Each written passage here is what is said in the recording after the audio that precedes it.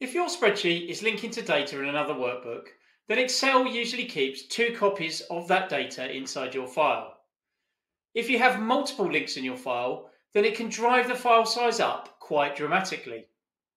If you no longer need to keep that data in sync, in this video, we'll show you how to break the links, which reduces the size of your Excel file. This will remove the links and leave you with a static copy of the data inside your file. While it doesn't delete any data from your worksheets, this change cannot be undone. So please only follow these instructions if you are sure that you no longer need to keep your linked data. Or, like I do in this demo, you could work on a copy of the file, meaning you always have a backup. Let's get started. Here you can see my example file.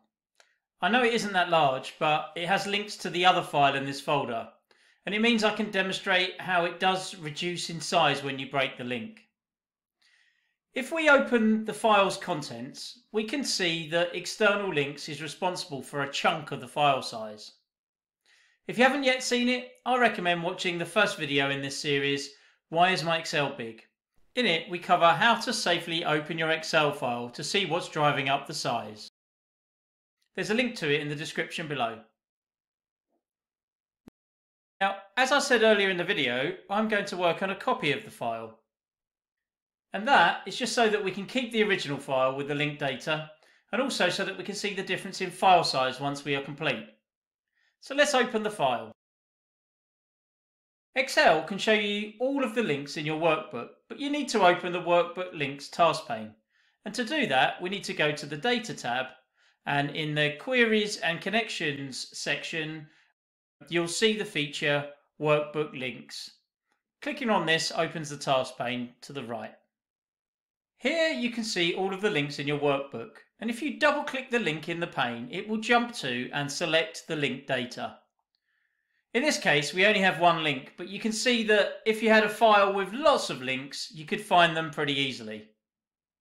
Using the ellipsis menu, it is possible to manage your links, and in particular, break links to specific spreadsheets. Or, if you want to break all of the links, you can do so at the top here.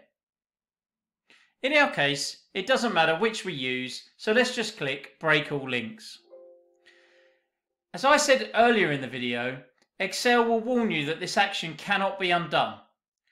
But as we are happy to break the links and we have a copy of the original, let's just break the links. If I save and close the file, we can see here in Windows Explorer that the file size is roughly halved.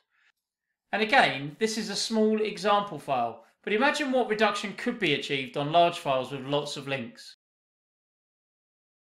In this video, we've shown you how to break all of the links to reduce the file size. We'd love to hear your ideas and feedback, so please leave them in the comments below.